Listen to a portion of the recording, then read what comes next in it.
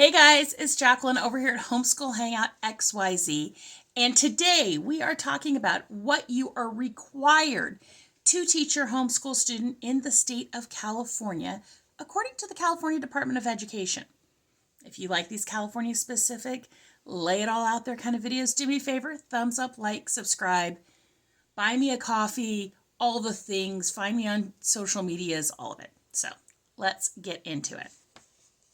So I am frequently asked, what exactly do I have to teach my kid? What is laid out? What does the law require?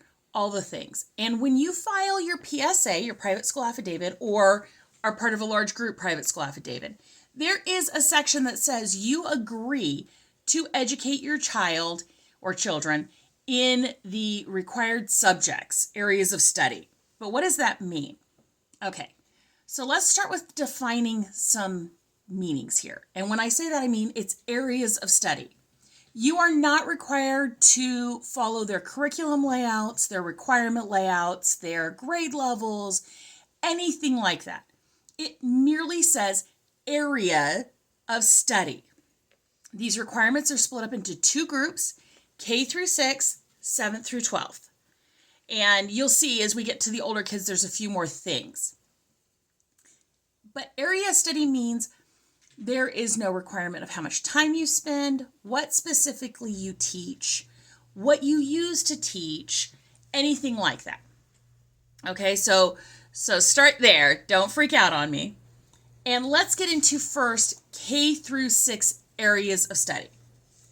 English, mathematics, social sciences, science, visual and performing arts, health, and PE. Now, PE has some specifics in there, but we'll get to it. So let's break it down. Literally, they have explanations that go with it, and it says, including knowledge of and appreciation for literature, the language, as well as skills of speaking, reading, listening, spelling, handwriting, and composition. It doesn't say you need to do an English curriculum. It doesn't say you need to do a grammar curriculum. It doesn't say anything along those lines. Remember, you need to teach them how to read. That'll cover this. How to write some stuff. And while you're writing, you might want to teach them how to do it properly. And when I say that, I mean that can be anything from a full curriculum to taking a paragraph they write and going, no, your verb goes here, your noun goes here. Does that sound right? There's a lot of research now in grammar saying you should only teach grammar 2 or 3 times in the course of the 13 years of school. And more is caught than taught. So if it sounds weird, it's probably wrong. That's it. That's it. What that looks like in kindergarten, what that looks like in 6th grade, that is completely up to you. Mathematics, including concepts, operational skills, and problem solving. That's it. So teach them some math. I mean, I recommend that on the whole. That has nothing to do with the state asking you to. I highly recommend you teach them some math. Social sciences, this is the one that people kind of freak out on as what does that mean? And it says drawing upon the disciplines of, and it's got everything. When my first child was getting ready for kindergarten, I sat down and read the state standard and had a freak out when I saw, oh, they need to be doing social sciences, social studies, and all of this, that, and the other thing. They have to be reading. And to start with, reading was letter recognition. Okay. I got that. And social sciences meant, did they know what a policeman was or a fireman? And there was an or in there when I read it. An or. So social sciences is really just your history and your world around you. Don't freak out. They don't have to learn ancient history in this grade or geography in that grade. That is not what's being asked of you at all. And I can tell you, public schools themselves have very different standards and curriculum schedules. So don't think just because your local school does missions and this and does this, missions are nowhere on your list of things you have to teach. Now, I think they're cool. Don't get me wrong. I do not bind myself to what is on a list, but there aren't any requirements on that. So, science, including the biological and physical aspects with emphasis on the processes of experimental inquiry and on the place of human in the ecological system. Teach them some science. visual and performing arts. That can be anything. Visual arts meaning it can be drawing, crafts, anything. Performing arts, singing and dancing and, theater and doing a skit and memorizing a poem where you hit both English and arts. Health.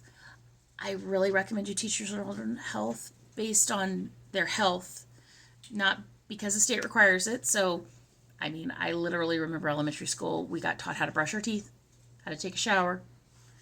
I'm hoping you guys are already addressing that. If not, that's a different conversation we could have. And physical education. This is the only one with any kind of numbers or specificity. And it's emphasis upon the physical activities for pupils that may be conducive to health and vigor of body and mind. And it does say for a total period of time, not less than 200 minutes each 10 school days. And it says exclusive of recesses and lunch period. In other words, though, if you have managed to live your life with your children in a way in which they're not running around for at least 20 minutes a day, well, A, they probably can't be, in which case they're exempted from this. But B, wow, you're a saint, because there were days we would do homework and I'm like, you need to stand up and run around in circles around this room for a minute, or run around in circles in the backyard, depending on what the weather was, just for them to be able to focus. So don't worry about that. And the reason it says exclusive of recesses is because you don't know what they're doing, but you know what they're doing, so don't worry about that.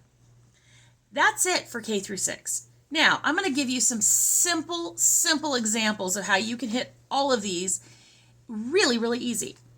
So we're going to get a book on the earth, okay, from the library. We're going to make sure it's rated down at their reading level. They're going to write you a list of 3 facts that they learned out of their book. They're going to find the numbers in that book and give you an equation. So if they talk about, the equator's width around, they talk about pi, they talk about the distance from here to there. Let's do a little math out of that. And let's draw a picture. Okay? And then we're going to go run around and talk about why you should run around in a circle. You have now covered every single one of these subjects. That's it. It's that easy. Now, I'm not saying that that's all you should do for school by any means. I'm not saying that. But don't stress, I guess, is really what my message here is. Don't stress.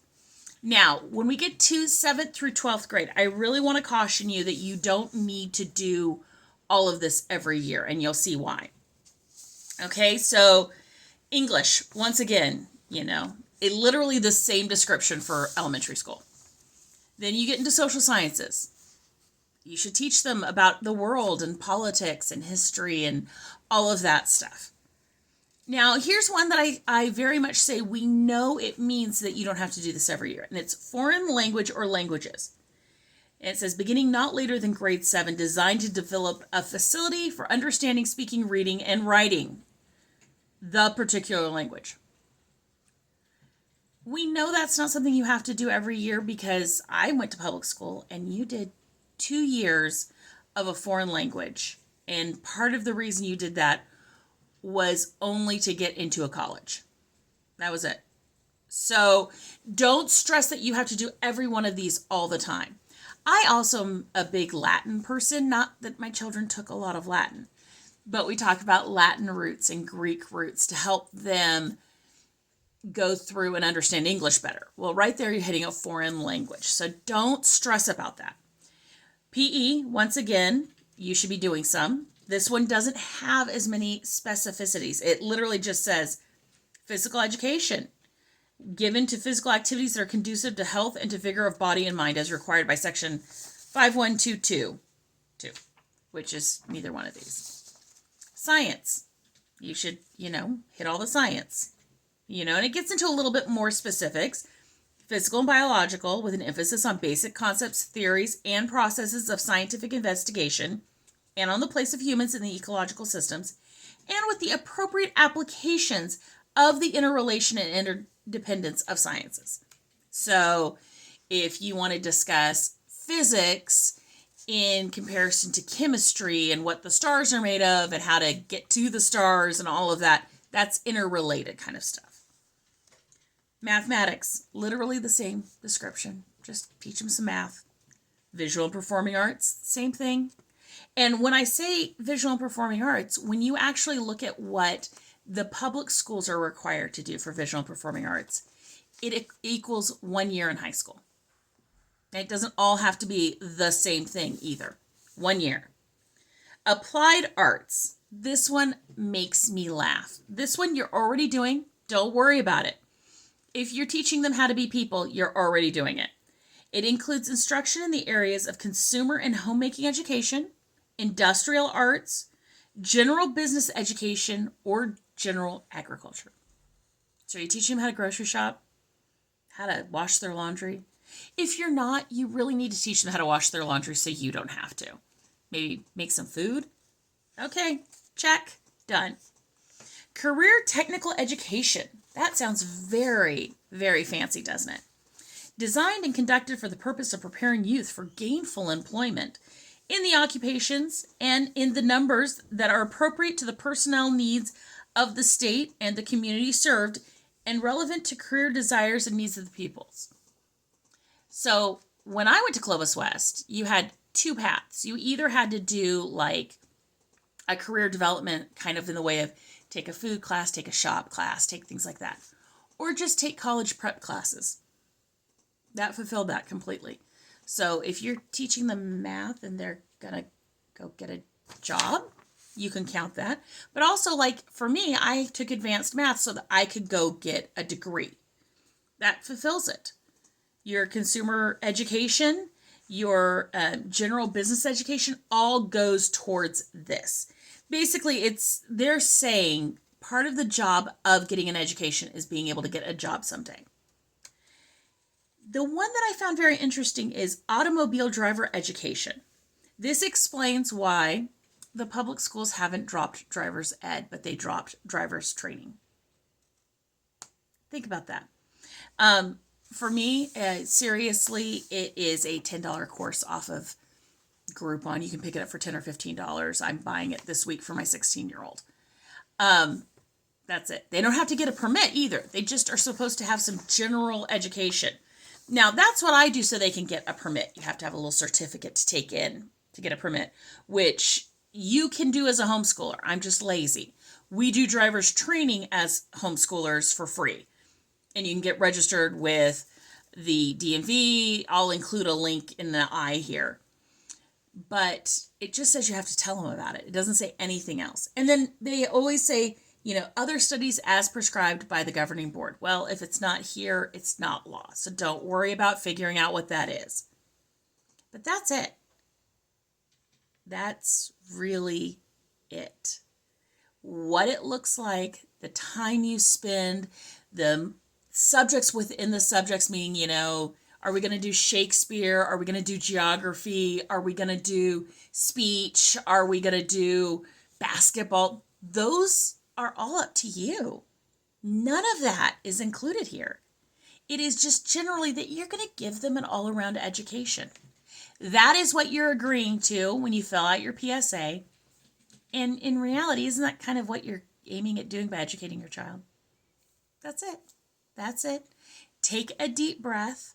If there's any areas within this that you are struggling to figure out how to teach, that you want to be doing more, do me a favor, drop me a comment.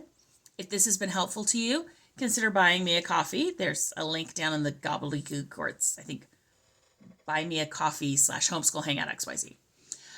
You can find me in our Facebook group. You can find me in our Discord. You can find me on Instagram, and I'm Nerd Mom on Twitter, and Jacqueline Cromwell on Blue Sky. I got Blue Sky this week.